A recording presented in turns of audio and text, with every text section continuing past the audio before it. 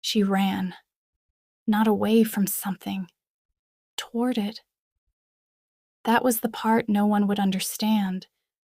Not her mother, not her sisters, not the wide-eyed merchants who pressed themselves against their stalls as she flew past them through the marketplace. Cameron ran as if her lungs were full of light, as if every step was a door closing behind her on a life she had never chosen. She ran with a beggar at her side. He was tall, this beggar, taller than she had noticed in the dim light outside the pub, and he moved through the crowded marketplace with a strange, unhurried ease that made no sense for a man in flight. The gap between his strides should have been a stumble. It wasn't. He ran like a man who had always known exactly how much space he occupied in the world and took only what was his. Behind them, she could already hear the gasps. Oh, the whispered eruptions. A noble lady, unmistakable now in her fine dress, her hair still pinned in the style her mother's maid had arranged that morning, running openly through the common market with a man whose coat was worn to thread at the elbows. Good. Let them see. Let every merchant, every gossip, every sharp-tongued elder who reported back to noble houses carry the image home. Cameron, daughter of Lord Aldrich, running with a beggar. She wanted the word to spread like fire on dry wood. You don't have to do this, Elvis said without slowing. His voice was even, not breathless, not afraid. I know, Cameron said. You understand what happens, what they'll say about you. Every word of it. He glanced at her then, just once, something flickering in his expression that she couldn't name. Then he looked ahead again. They turned a corner past the ironmonger's stall, and the crowd thinned. She could feel the stitch forming in her side, the pinch of her good boots against cobblestone, shoes made for ballrooms, not flight. She didn't slow. A chicken scattered from their path. Somewhere behind her, a woman shrieked. Cameron almost laughed. This was the moment. The exact moment her mother had feared for 3 years. The catastrophe every suitor had been arranged to prevent. She could feel it crackling around her like the air before a storm, and it felt absurdly like freedom. She ran with a beggar through the heart of the kingdom, and she did not look back, not even once. There were 3 daughters in Lord Aldrich's house. The oldest was Mira, who had inherited their mother's patience and her talent for silence. The middle was Sarah, who had their father's warmth and their mother's obedience. And then there was Cameron, who had arrived last and had been causing trouble ever since. It was not that Cameron was unkind. She wasn't. She was curious and warm and capable of a tenderness that caught people by surprise. But where her sisters accepted the world as it was presented to them, Cameron had always wanted to know why it was shaped that way at all. Who had decided? When had they decided? And had anyone thought to ask the people most affected by the decision? These were not questions her mother, Lady Priscilla, found charming. The moon goddess made order for a reason, her mother would say, adjusting the pins in Cameron's hair with more force than was strictly necessary. We don't question order. We benefit from it. But what if the order only benefits some of us? Cameron would ask, and the pins would jab a little harder. Lady Priscilla's philosophy was simple, and she had lived by it with the devotion of a true believer. A woman secured her future through her mating. The right mate meant safety, status, comfort. Sentiment was pleasant but secondary. You chose wisely first, and affection followed in time, like furniture settling into a room. You think I did not love your father? She had said once when Cameron pushed too far. I chose him because he was the right choice. Love grew from that choice. You think waiting for fate would have given me this house, this life, the three of you? I think wealth doesn't always mean happiness, Cameron had replied. Her mother had looked at her with the particular expression she reserved for Cameron alone, exasperated, exhausted, and faintly wounded. You grow to love whoever you are mated to, Cameron. That is how it works. That is how you made it work, Cameron said. That is not the same thing. Mira and Sarah had exchanged their usual glance above Cameron's head, the glance that meant their sister was being stubborn again, being difficult, refusing perfectly reasonable things for no perfectly reasonable reason. Cameron did not think she was being unreasonable. She thought she was being honest. The truth arrived in stages. First, it was Mira's mating, to a lord of considerable land and considerable coldness. Cameron had attended the ceremony and watched her eldest sister stand beside a man who looked at Mira not like a partner, but like a new acquisition, something that went in the East Wing next to the good hunting dogs and the imported china. She had smiled throughout. Mira had smiled too. Then she had visited Mira's home 3 months later and found her sister hosting a dinner she had not been consulted on, serving food she had not selected, laughing at jokes told by her mate's friends, men who spoke over Mira's head as if she were part of the furniture herself. When one of them made a remark about Mira's figure, comparing it unfavorably, loudly, to a woman across the table, Mira had smiled, touched her hair, changed the subject. Afterward, when they were alone, Cameron had asked if she was all right. "This is what marriage is," Mira had said quietly.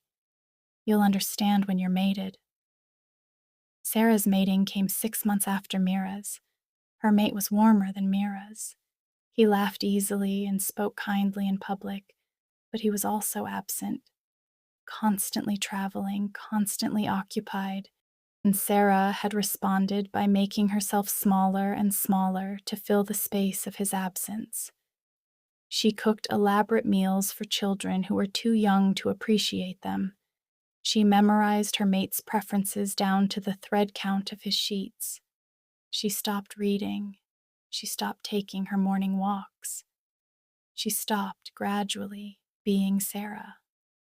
"My role is to care for them," she told Cameron on one visit, nursing her third child while simultaneously instructing the cook and sorting through correspondence her mate had not answered. Her eyes were kind but hollowed out. "Love isn't the point. Service is the point.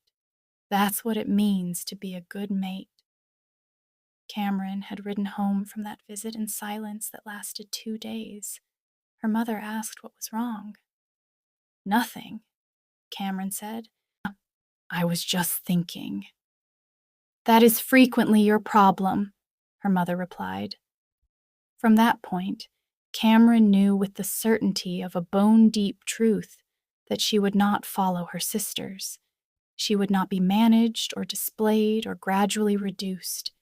If a man wanted her, he would need to want all of her opinions, her restlessness, her inconvenient questions. He would need to see her as a person and not a prize. And if no such man existed, she would rather have no mate at all. She had said as much once, at supper. "If I don't find anyone willing to marry me for love," she had said perfectly calmly, passing the bread to Sarah, who was visiting with 2 of the children, "I'll run away with a stranger. That will settle the matter once and for all." The table had gone quiet. Everyone knew what that meant for a woman. To run with a stranger, to be seen choosing a man outside all proper channels, outside family approval and formal arrangement, was ruin of a specific and permanent kind. No decent family would accept her afterward. No suitor would come. The shame would stick to her name like tar, and she would carry it everywhere. Her mother had set down her fork. "You are not serious." "I am always serious," Cameron said. "You simply never believe me." Mira and Sarah had looked at each other. The same glance, slightly different flavor. This time it meant their sister was being dramatic. She wasn't. The suitors came anyway, in careful succession. Lord Brennan, who owned 3 valleys and introduced himself by listing them. Commander Osric, who spent 40 minutes describing his military record and asked Cameron 0 questions in return. The merchant prince from the Northern Territories who laughed too loudly and reached for her hand without asking. Cameron received each of them politely and then asked her questions. Did he want her specifically, or a woman of her family's standing? What would her days look like in his household?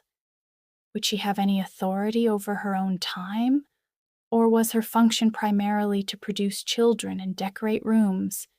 Did her opinion matter? On anything? Would he like to hear one now so they could both discover together whether he was capable of listening? They left angry. Uniformly, righteously angry. Her parents had not raised her properly. She was ungrateful. She was arrogant. She needed to be brought into line before some unfortunate man was burdened with her. Her father, Lord Aldrich, had said nothing in her defense when her mother was in the room. He was a wise man in this particular way. He had learned which battles cost too much to fight in certain company, but Cameron had seen the way his mouth pressed together when the suitors spoke about her. Not shame, something quieter, something that looked, if you knew her father's face, like suppressed agreement. One afternoon, he found her in the garden alone and sat beside her without preamble.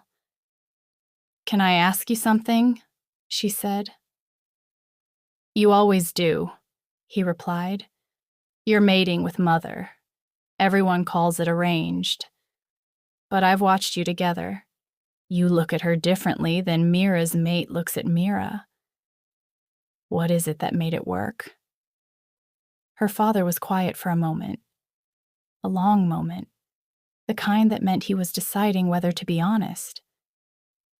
"The truth," he said finally, "is that I didn't approach your mother for alliance or status. I approached her because I already loved her. I had loved her for some time before I said a word." He paused. To others, it looked arranged. To me, it was the only thing I could do. And because I loved her first, because I gave her safety and not just a proposal, she found it easy to love me back. Cameron stared at him. Then it wasn't arranged at all. Not truly. "No," he agreed. "Not truly." "Then why do you let Mother—" "Because your sister's choices are also valid," he said gently. "The traditional way is not wrong because you find it insufficient for yourself. You are not wrong to want something different. But you must be careful, Cameron, that in defending your own choice, you don't make your sisters feel they were foolish for making theirs." She thought about that for a long time. "Don't tell your mother any of this," he added, rising from the bench. "I don't want to deal with my feral wife." She laughed, startled, and he winked at her and went inside. It was Sarah who first told her about the pub at the edge of the merchant quarter. Yeah, she hadn't told her on purpose. She had mentioned it as a place to avoid, somewhere common people gathered and noble women did not go, which meant Cameron had found it within the week. It was everything the noble houses were not. Loud, warm, unpolished. The ale was thick, and the music was off-key, and nobody was pretending to be better than the person beside them. They argued about nothing and laughed about everything, and when someone did something embarrassing, they all laughed together, including the person who had done it. There was no performance here, no careful arrangement of the self for consumption by those who mattered. Cameron dressed plainly when she came. Simple cloth, no pins. Nobody recognized her as Lord Aldrich's daughter, and she preferred it that way. She held her drink well, which delighted the regulars. She cracked jokes that landed. She challenged men twice her size to games she sometimes won and sometimes lost, and lost with the same grace she won with, which earned her a specific type of respect that had nothing to do with her surname. It was outside the pub that she first noticed the beggar. He sat against the wall at an angle that suggested a man entirely comfortable with his position in the world, not defeated, not slumped, just settled. He had dark eyes that moved with a quiet sharpness, and a stillness about him that was unusual for someone sitting on cold ground in a worn coat. The first night she came out slightly light-headed from ale and pressed a coin into his palm. "You look more like a gentleman than most gentlemen I've met," she told him. He looked at the coin, then at her. Something moved behind his eyes that wasn't gratitude and wasn't offense and wasn't quite amusement, but was adjacent to all three. She went home. She thought about his expression for 3 days. She came back. He was there again. She gave him another coin, and he received it with the same unreadable dignity. After the 4th visit, she started calling him my friend, casually, the way you name something you intended to keep. The night she pulled him inside to dance was an accident in the sense that most good decisions were accidents. The music had swelled into something irresistible, and she had been outside catching air, and there he was, and it had seemed wasteful not to include him. She had gripped his sleeve, pulled him through the door, and danced with him while the regulars made room, with the cheerful acceptance of people who had long since stopped being surprised by her. He was a good dancer. She noticed that the way she had noticed everything else about him, with a feeling like something clicking quietly into place. "Don't get comfortable," she told him, slightly breathless, slightly laughing. "My mother would rip your head off if she found me with you." He had laughed, a real one, not polite, not careful. Real. She decided that was her favorite sound. She met him again by the market 3 days later, a coincidence that may or may not have been. She had slowed her walk past the stalls without quite admitting why, and there he was among the crowd, moving through it with that same unhurried certainty. "What is your name?" she asked. "Elvis," he said. She considered this. "That is a name for a noble. Were you one in a previous life?" He simply smiled. Not a yes, not a no, just a smile that knew something she didn't. Her mother made the announcement on a Tuesday. Cameron was summoned to the sitting room where Lady Priscilla stood, with her hands folded, and her expression arranged into the particular configuration that meant a decision had already been made, and Cameron's response to it was irrelevant.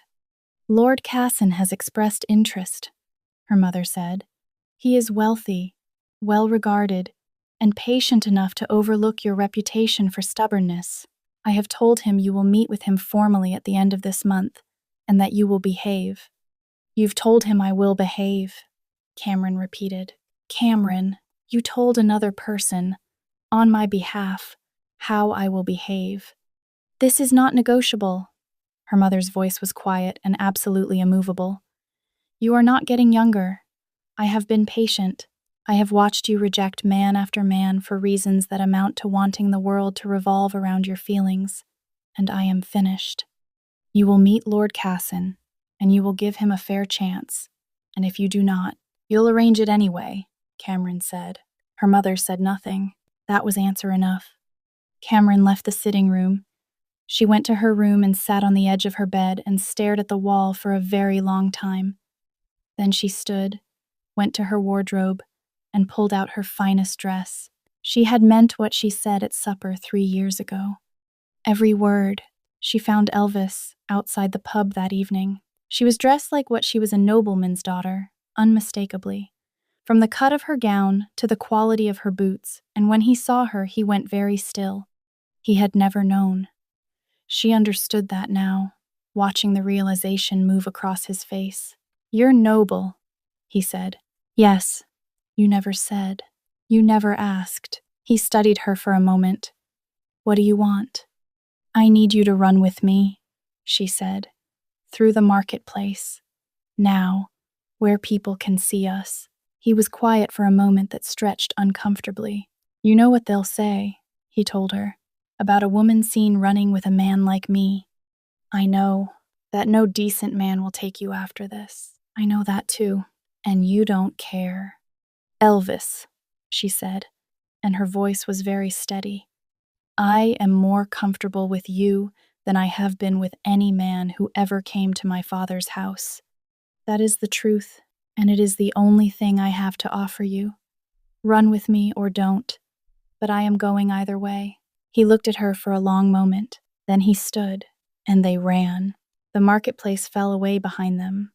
By the time they reached the quieter streets beyond the merchant quarter, Cameron's lungs were burning, and her hair had come half undone from its pins, and she had never in her life felt more like herself. "Where do you live?" she asked between breaths. "Take me there." Elvis slowed. "I don't have a home," he said. She stopped walking, looked at him. "A shed, then? Anywhere you sleep?" "I don't have anywhere." He said it without embarrassment. Simply, "I move, pack to pack. I don't stay in one place." Cameron stared at him. She breathed in through her nose, breathed out. "What?" she said quietly. "Have I done to myself?" It wasn't really a question. He didn't treat it like one. She looked up at the evening sky and made the calculation with the swift practicality of a woman who had, quietly and without anyone noticing, always been far more capable than her circumstances required. "All right," she said. "I have money. I'll get us a house." She did. A small stone cottage at the edge of the common quarter.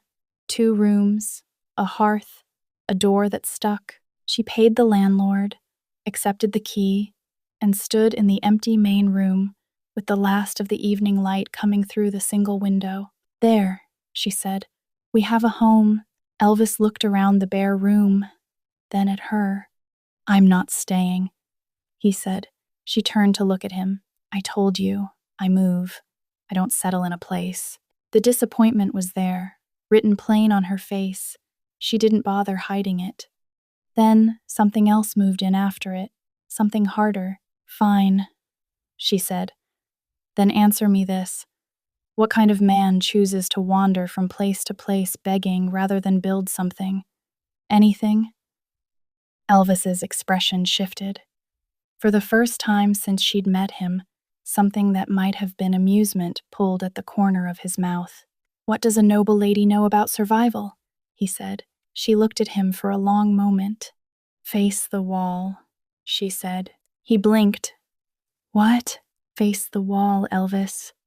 He turned, slowly, with the expression of a man honoring something he didn't understand. She moved quickly, changed from her fine gown to the plain dress she had folded into her bag, took the axe that hung beside the cottage door, went outside, split wood with the clean mechanical efficiency of someone who had taught herself in secret over 2 years of quiet, determined practice. Came back inside, set the fire in the hearth in under 4 minutes. The room was warm before he turned around. She stood by the hearth, arms folded, and looked at him. "That," she said, "is one of many things this noble lady can do for survival, unlike some men who would rather wander the kingdom with their hand out than do a single useful thing with their own 2 hands. Elvis looked at the fire, looked at her. He said nothing, but something in his eyes changed, and it did not change back. He stayed. Not because she asked him to. She hadn't. After she'd made the fire and looked at him with that folded arms expression, she had simply turned and begun making the cottage habitable, pulling open the stuck window, sweeping dust from the corners with a broom she'd produced from somewhere, spreading a blanket over the narrow cot with the brisk efficiency of a woman who did not require an audience. Elvis watched her for a while. Then he sat down on the floor with his back against the wall and watched the fire instead. He told himself he would leave in the morning. He didn't leave in the morning. The days that followed had a shape he hadn't expected. Cameron moved through the cottage with purpose, always purpose, never restlessness. There was a difference, and he noticed it. She rose early, before the light was properly settled, and did things, practical, unornamental things. She haggled with the market sellers with a cheerful ruthlessness that made grown men blink. She repaired the door hinge herself, studying the mechanism with the concentrated attention of someone who found problems more interesting than inconvenient. She cooked simply and without complaint, and set a portion aside for him without making a production of it. She also brought him clothes. A modest outfit, clean and well-fitted, folded and placed beside him one morning, with the quiet certainty of someone who expected the gift to be accepted. Elvis looked at the clothes, then at her. "I'm more comfortable in my own," he said. Cameron looked at his worn coat with its threadbare elbows and said nothing, which said everything. "The clothes I have are fine," he said. "They are not fine. They are falling apart. They're mine." She picked up the folded outfit and set it on the cot and walked away. He left it there for 3 days before she stopped mentioning it. He did not put it on. She tried a different angle. She sat across from him one evening and told him, with the directness that was apparently her only mode, that she had money, but it was running short. That 2 people needed more than one person's savings to survive. That he should consider finding work. "Begging is what I know how to do," he said. "Begging is what you've chosen to do," she said. "Those aren't the same. For some people they are. Not for you." He looked at her. "You don't know me." "I know you're not what you appear to be," she said, and held his gaze until he was the one who looked away. A few days later, she sat him down properly, not across the room beside him, which was different, which made him aware of the space between them in a way that was inconvenient. "I understand," she said, "that begging may be the only life you've known for a long time, that it's how you've survived. I'm not condemning that." She paused.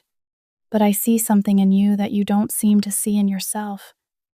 And I would like to show it to you if you'd let me." Elvis looked at her for a long moment. No one had said that to him before. Not like that. Not without wanting something from it. "This is what I choose to do," he said, because it was the only safe answer. "And you don't need my strength, Cameron. You have a wealthy father. Send word and he'll send funds and you can go back to your fine life." The air in the room changed. She stood. "Don't do that," she said, and her voice had gone very quiet, which he was learning meant the opposite of calm. "I chose this life. I chose it with full understanding of what I was giving up. Don't insult me by suggesting I return to a life I deliberately walked away from simply because you are too afraid to try anything that might cost you something." He said nothing.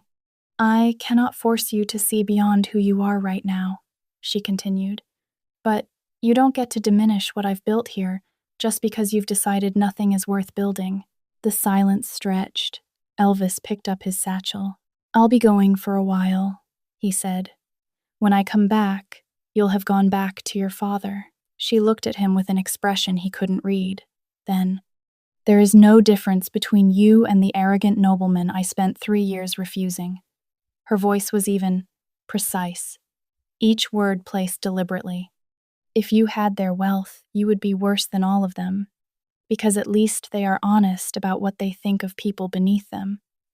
You hide yours behind the pretense of having nothing." He walked out. The door didn't stick on the way out. She had fixed the hinge. What Cameron did not know about Elvis could fill a considerably larger space than the stone cottage she had rented. He was not a beggar. He had never been a beggar, not in any true sense, though he had been performing the role with enough conviction that the distinction was becoming uncomfortable to maintain. Elvis was the Alpha King, not a minor lord, not a regional commander. The Alpha King, ruler of the entire kingdom, every pack within its borders, every territory from the northern ranges to the coast. The man whose sigil appeared on the seals of every formal decree, whose name was spoken with a particular weight in halls of power, whose court ran with the precise efficiency of a machine built from generations of careful governance. And he was currently walking away from a stone cottage in the common quarter, wearing a worn coat with threadbare elbows, carrying a battered satchel, because he had not yet finished what he had come here to do. The ritual was old, older than his father's reign, older than his grandfather's. Every Alpha King, upon completing his first full year of rule, performed it, left the palace dressed as a beggar, without guards, without title, without anything that would identify him as what he was, and traveled from pack to pack through the kingdom on foot. He slept where common people slept. He ate what they ate. He listened to what they said about their lives, their troubles, their small daily victories, and he carried all of it back with him when the ritual was complete. The elders called it the Walk of Honest Sight. The purpose was simple and demanding in equal measure.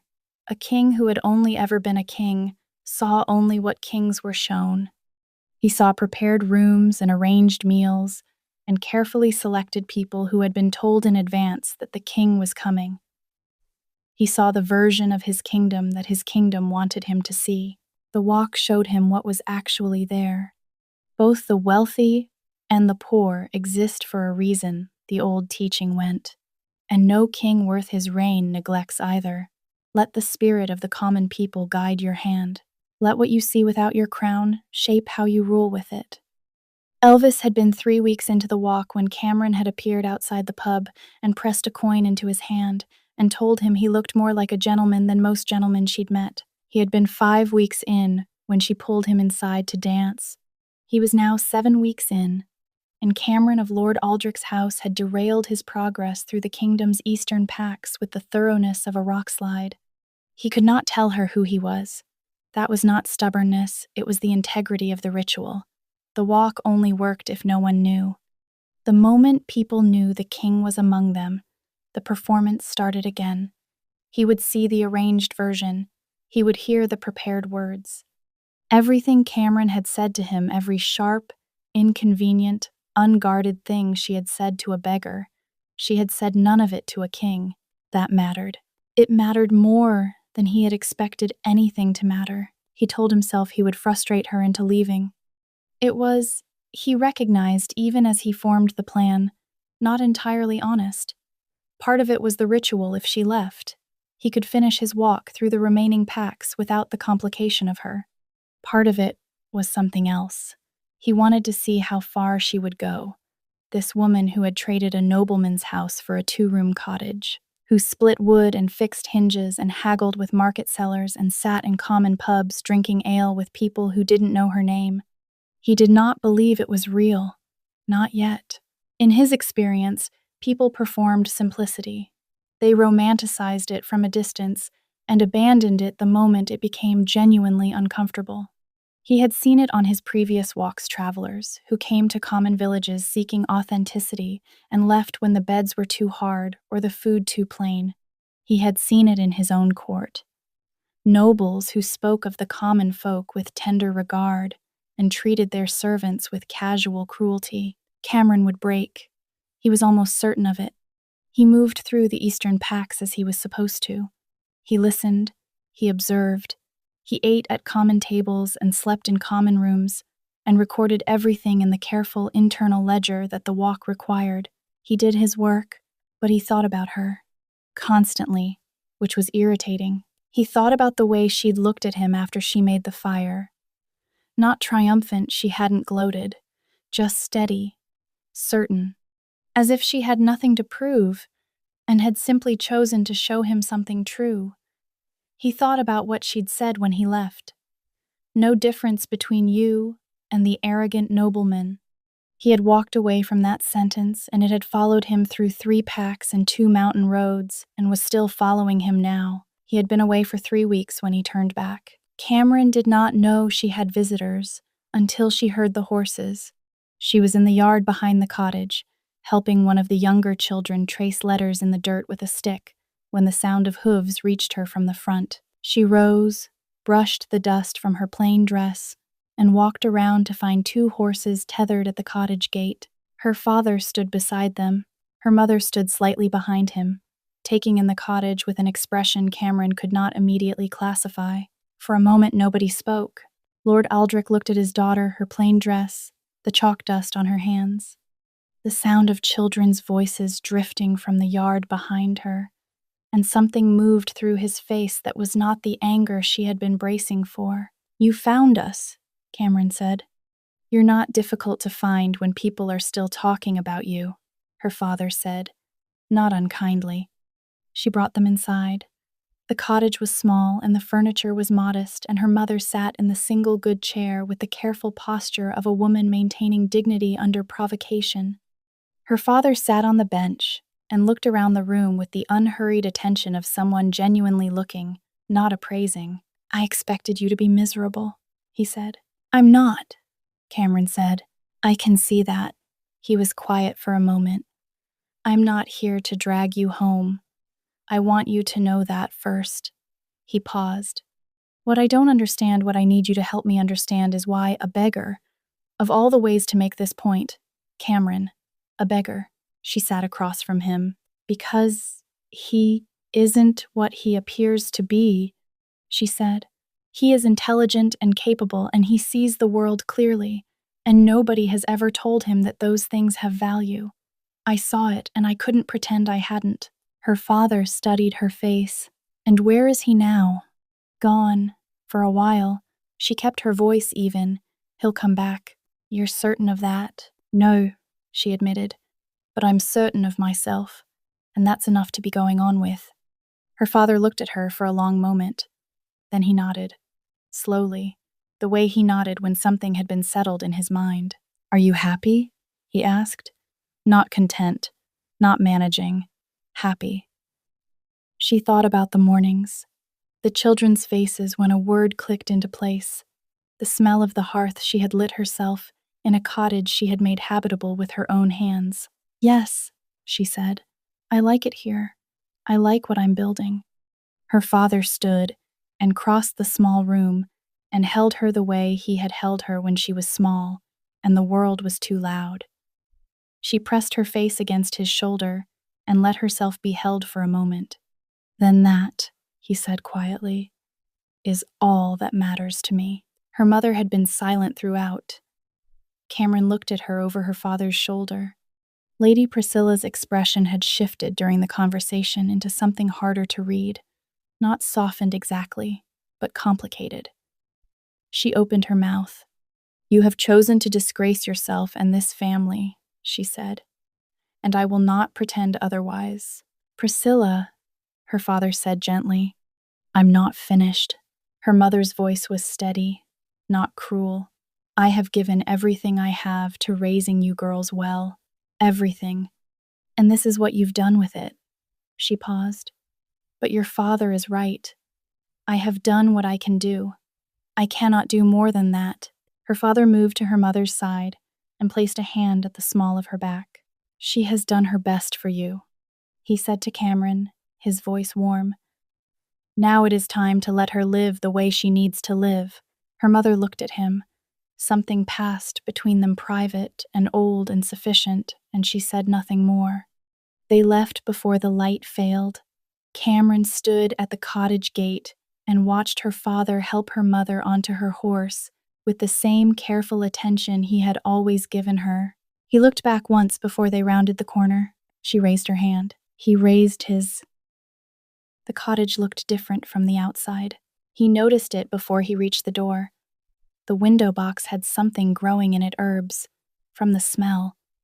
The door had a new latch, sturdier than the one before. From somewhere around the back came the sound of children's voices. Not playing, but reciting something.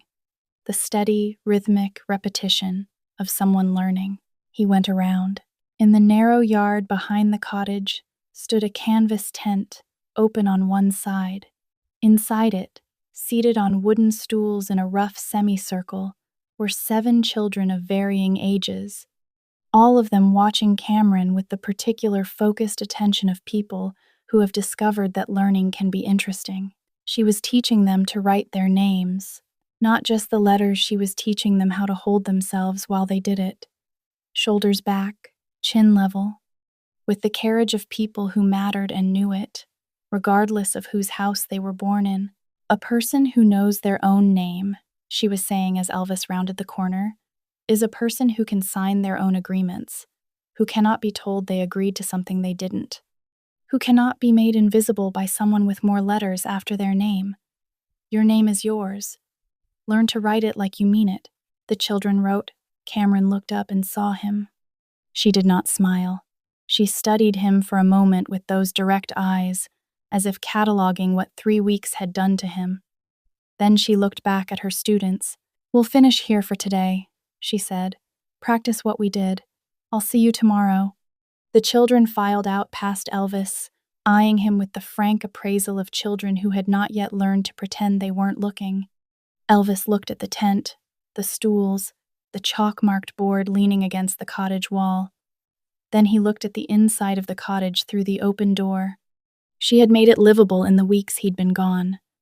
Not lavish nothing so much as decorative, but warm, functional, organized with a care that made the space feel larger than it was. "You stayed," he said. "I told you I would. I thought you were being proud." "I was," she said simply. "And I was also telling the truth. Those aren't mutually exclusive." He looked at the tent again. "You're teaching them. Reading, writing, numbers. How to carry themselves. How to address people above their station without shrinking." She folded her arms. "Parents pay what they can. Some bring food instead of coin. It evens out." "You built all of this," he said, and he heard something enter his voice that he hadn't intended. "Yes, by yourself. You weren't here." He was quiet for a moment. She went inside. He followed, which he understood was a decision, and sat in the same place he'd sat on the first night, back against the wall. "Did you eat?" she asked. "On the road." She handed him bread anyway. He took it. The days found their shape again, but differently now. He had come back with something resolved in him. He wasn't certain what to call it. He put on the modest clothes she'd left out for him. She said nothing, did not acknowledge it, which he appreciated, and went out the following morning and asked at 3 different houses whether they needed wood split. They did. He worked until his back ached in a way that felt different from walking, a particular honest pain, and came home with coin and a bundle of turnips someone had pressed on him with excessive gratitude. Cameron looked at the turnips, looked at him. She turned away, but not before he caught the expression she'd been trying to hide. He helped in the tent school. He found himself in the doorway of it the 3rd afternoon, watching her explain numbers to a boy of about 8 who had the concentrated frown of someone fighting a problem and refusing to lose. She didn't give the boy the answer. She asked him questions until he found it himself. The expression on the boy's face when he did the sudden brightness of it was something Elvis did not have a good word for. "You can come in," Cameron said without turning around. "Hovering in doorways is unbecoming." He came in. She handed him a small wooden sword.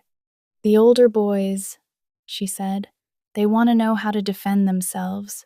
I've been showing them what I know, which is not much. You're better than I am at this, I assume." He looked at the wooden sword. The assumption was so vastly understated that he had to work not to let it show. "I can manage," he said. He taught them 3 afternoons a week. Not fighting, he was careful about that. Posture, footwork, how to hold the weight of something and not be afraid of it. The boys were loud and enthusiastic and terrible and improved with a speed that pleased him more than he would have admitted. In the evenings, they went to the pub. She drank and laughed and challenged men who had no idea she had once turned away lords with 3 valleys to their name. And Elvis sat beside her and drank more slowly and watched her with the feeling of someone observing a phenomenon they could not entirely explain. He showed her the stream on a Saturday. He had found it on his second day in the common quarter, before she had pulled him into the pub to dance, before any of it, a narrow thing that ran behind the tannery district, but there was a bend in it that the buildings didn't reach and the light came through differently there, quiet. The particular quietness of water moving over stone, purposeful, continuous, undisturbed. "I think here when things need thinking," he said, which was more than he'd meant to say. Cameron sat beside him on the bank and trailed her hand in the current. "I thought you were arrogant," she said after a while, not accusatory, reflective. "When you left, I thought you were just like the men I'd refused, superior without cause, certain of things you hadn't earned certainty about." "I was," he said. "And now?" He considered the water. "The right person," he said carefully, "will make you want to do better, even when you were managing fine before, especially then." He looked at her when he said it. She looked at the stream, but he saw the color that moved up her neck. She asked him about it after supper, which she had made with the quiet competence she did everything with. "Why did you hate the nobles enough to refuse their world?" she asked. "You weren't born to it, but you condemn it." "I've watched men ruined," he said, "by women who wanted what they had and nothing else, who took everything and gave back performance." He was quiet for a moment. "I decided that kind of life wasn't for me either. And now? Now I'm having a different opinion." She looked at him. "Are you deflecting?" "Probably." "Are you falling for me?" She said it lightly, but her hands had gone still on the table. "There is no reasonable man," he said, "who wouldn't fall for you." "That's a deflection wrapped in a compliment. I asked about you specifically." He looked at her across the table. In the firelight, she looked like the truest version of something. He couldn't find a better way to put it. "Yes," he said, "but I'm not sure you'd choose a man with nothing." Cameron was quiet for a moment. Then she stood and said, "Look around." He did. "What do you see?" "A tent," he said. "A cottage." "A home," she said. "That was empty when I rented it. Look at it now." She sat back down. She pushed the gifts across the table, small things he had brought back over the weeks. An amber stone from near the Second Pax River, a fine fabric from a market 3 days east, things he'd picked up without examining why. "You brought these, do you remember?" He hadn't thought about them since. "What we've built here," she said. "We've built together. It doesn't matter how it started. It matters what we mean to each other and what we intend to build forward." She met his eyes directly. "You see me. You let me be exactly who I am. That is all I have ever wanted. No wealth, no title, no valley changes that." The fire moved in the hearth. "I want you," he said. "I want to ask you properly, to be mine and I yours, in whatever that means for 2 people who started like we did." He paused. "But there is something I need to tell you first." Something shifted in her expression. She waited. "What I've been doing these weeks, the moving from pack to pack, it isn't wandering." He set his hands on the table. "Steady. It's obligation, the kind I cannot walk away from. And when I explain it, you are going to be angry with me, and you will have every right." Cameron looked at him for a long moment. The fire crackled. "Then tell me," she said. He opened his mouth. And then his hand reached into the inner pocket of his worn coat and closed around the small metal object he had carried the entire length of the walk, the sigil of the Alpha King, pressed in gold, unmistakable to anyone in the kingdom who had ever seen it. He had not taken it out once in 7 weeks. He pulled it out now and set it on the table between them. Cameron looked at it. She looked at him, and the expression on her face was not the one he had prepared himself for. She laughed. Not a small laugh. not the polite, contained sound a noblewoman produced when something mildly amused her. Cameron laughed the way she laughed at the pub when someone told a joke so absurd it bypassed all her defenses. Head back, shoulders shaking, completely undone, Elvis sat across the table and watched her. He had prepared himself for anger. He had prepared himself for the cold, precise kind of fury she was capable of, the kind where every word landed like a blade placed carefully between ribs. He had prepared himself for the possibility that she would stand and walk out and not come back, which was, he had admitted to himself on the road home, the outcome he feared most. He had not prepared himself for this. She laughed until her eyes watered. She pressed the back of her hand to her mouth. She looked at the sigil on the table, then at him, then dissolved again. "Cameron, give me a moment," she managed. He waited. She pulled herself together by degrees, the laughter subsiding into something quieter, her eyes bright with it. She looked at the sigil again, then at his face, with the careful attention of someone reading a document they want to be certain they have understood correctly. "You're telling me," she said, "that the man I have been buying ale for outside a pub, the man I dragged onto a dance floor, the man I rented a cottage for and made a fire for and split wood alongside that man is the Alpha King." "Yes," Elvis said. She pressed her lips together. A fresh wave moved through her, and she held it back with visible effort. "And if I agree to be your mate," she said, "I become queen." "Yes. She looked at the ceiling. Then she started laughing again. Elvis watched her, with an expression he was aware made him look considerably less kingly than the sigil on the table suggested he should. She came back to herself a second time, slower now, more deliberate. She set her hands flat on the table. She looked at him directly. "My mother," she said, "spent 3 years trying to mate me to a man of status and position. I refused every single one of them. I ran through a marketplace with a beggar to make the point permanently." She paused. "And the beggar was the Alpha King." "Yes. So my mother gets to win. Not the way she planned, but she gets to win." Elvis leaned forward. "You are not doing this for your mother," he said. "You have been searching for the right one, someone who sees you, someone who gives you room to be exactly who you are." His voice was steady. "The right one just happens to be the Alpha King. That isn't your mother winning. That is the moon goddess having a sense of humor." Cameron looked at him for a long moment. Something shifted in her face. The laughter finished its work and left something cleaner behind it. "The ritual," she said. "Tell me all of it." He told her everything.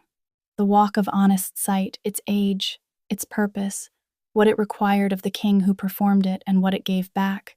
He told her about the packs he had visited before her, the things he had seen and heard, the careful ledger he carried in his memory of everything the kingdom was when no one was performing for its ruler.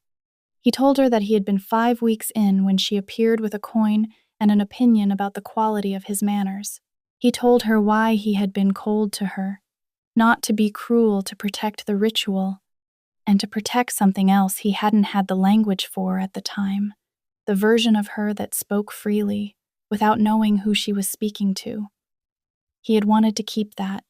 He had wanted to hear what Cameron of Lord Aldrich's house truly thought about the world when there was no reason to be careful. "You could have lied to me," she said, "about all of it." "No," he said. "I couldn't. Most men would have. I'm aware." She was quiet for a moment. "You said the swordsman thing," she said, "that you were the best in the whole realm. I laughed at you." "You did?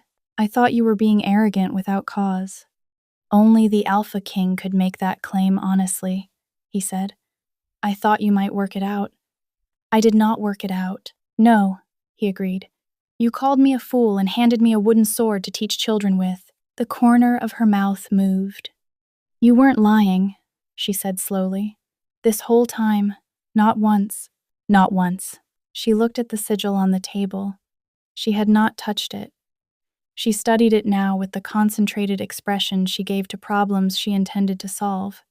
"If I come with you," she said, "I want to ask you something first." "Ask." She met his eyes. "Can we still come to the pub?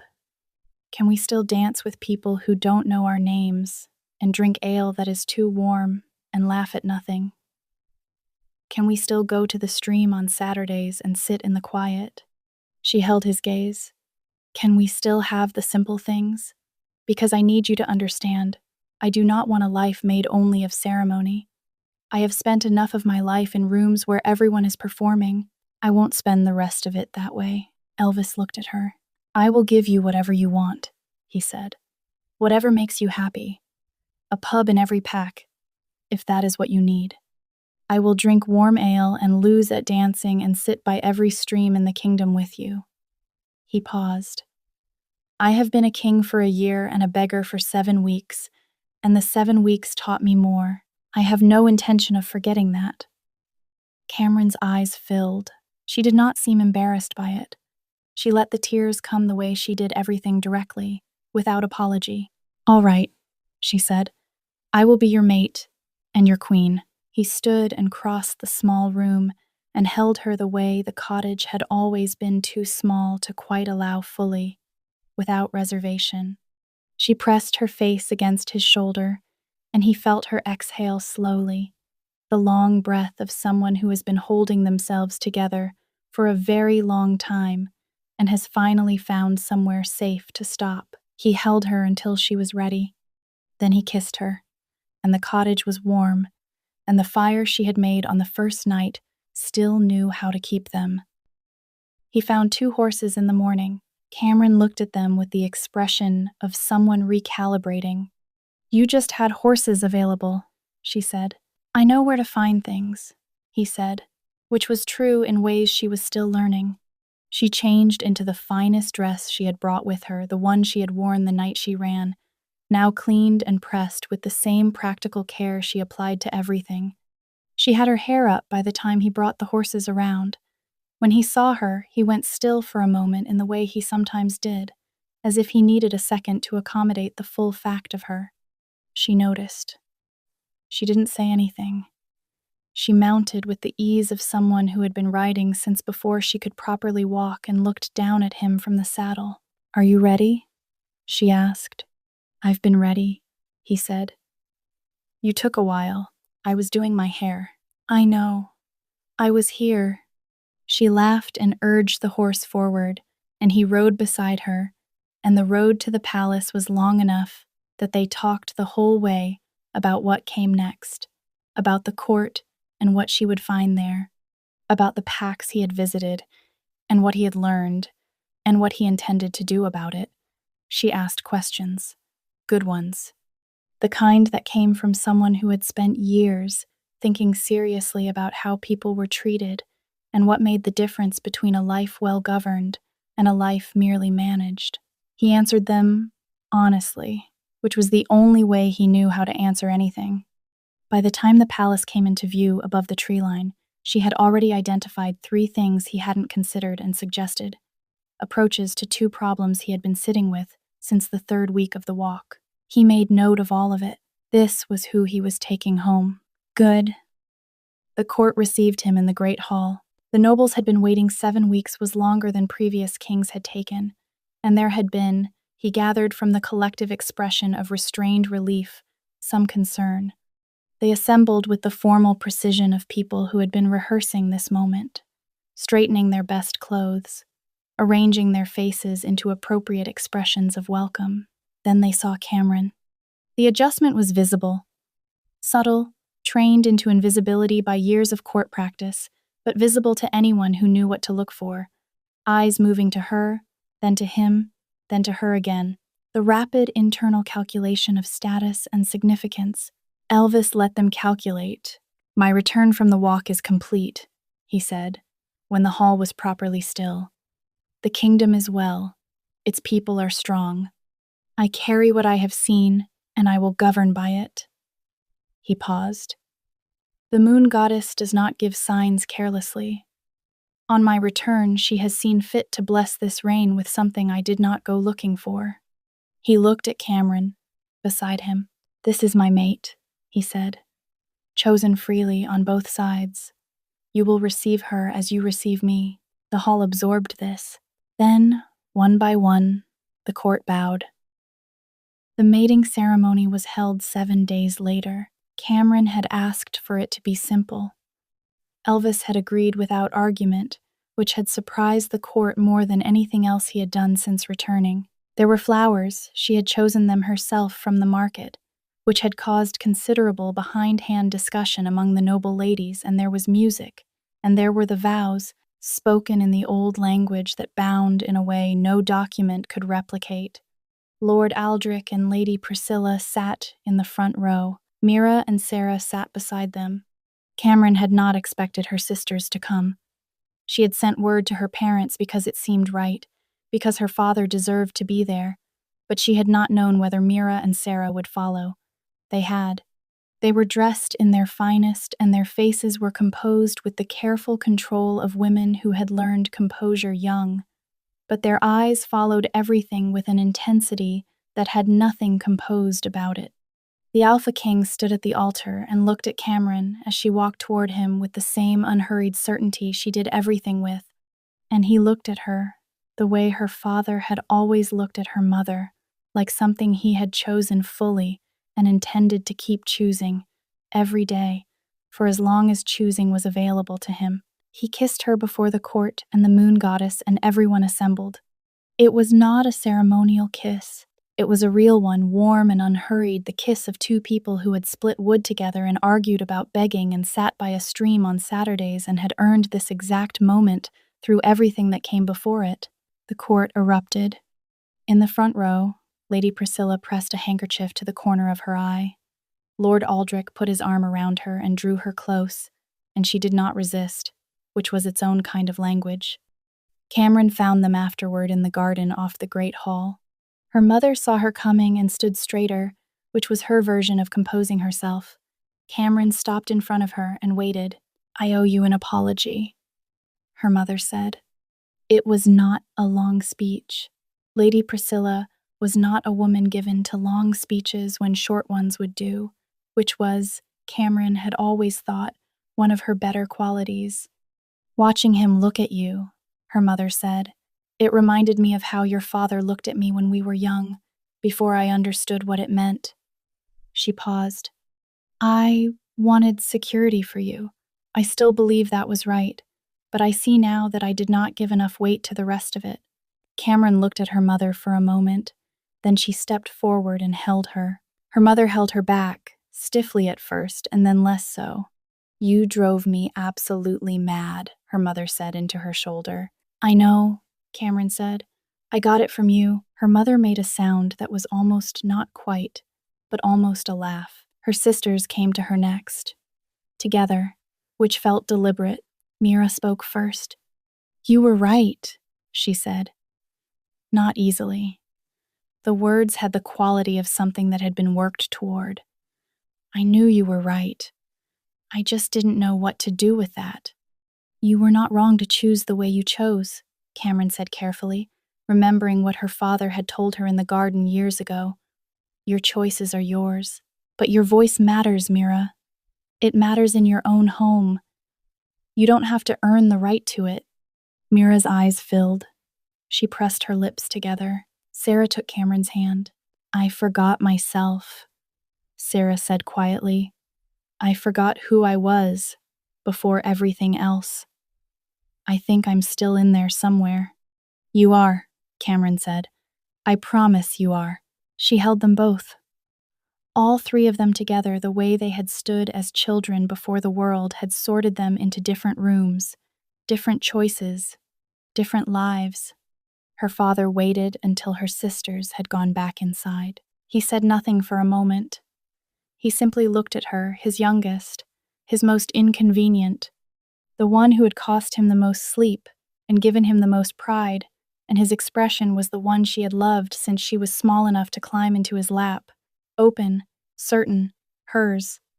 "I learnt it from you," she told him. "What love looks like, how a man who means it behaves. I was looking for what you gave Mama, and I found it." Her voice broke on the last word, cleanly, like something that had been held too long finally releasing.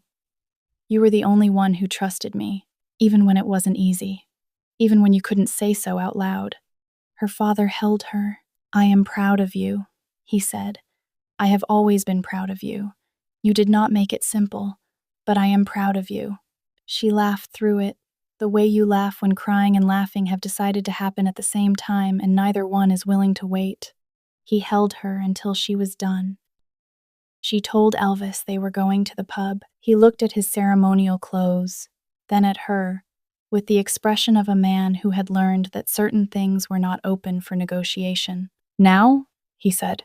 Now, she said. They changed. Plain clothes, both of them. The worn coat with the threadbare elbows she had kept it, folded on a shelf in her chamber without explaining why. He put it on without asking. She noticed and said nothing, and loved him completely for it. The pub was what it always was, loud and warm and unpolished, the ale thick and the music off-key and nobody performing anything for anybody.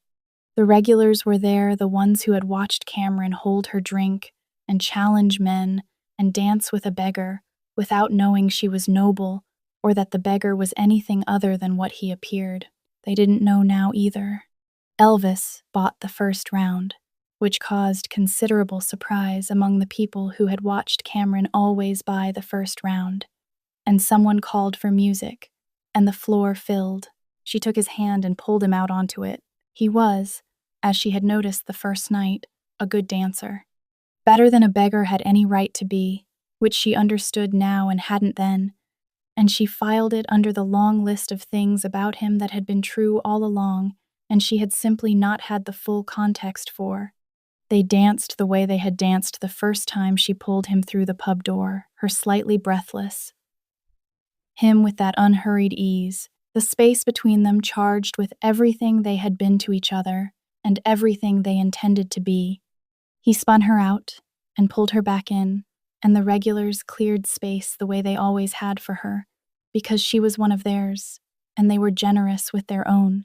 Then he kissed her, right there, in the middle of the floor, in the warm, unpolished light of a common pub with ale-sticky floors and off-key music and people who did not know they were witnessing a queen being kissed by her king.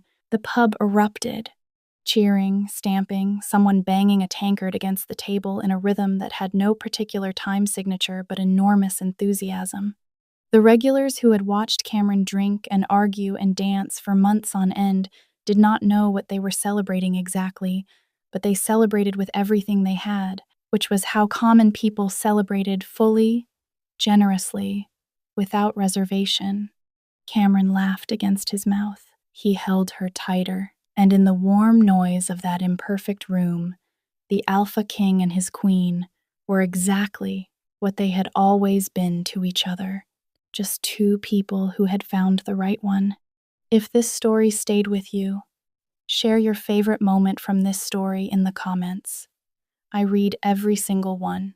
And if you haven't yet, subscribe and turn on notifications. The next story is already waiting, and I promise you it begins somewhere you won't see coming. I'll see you there.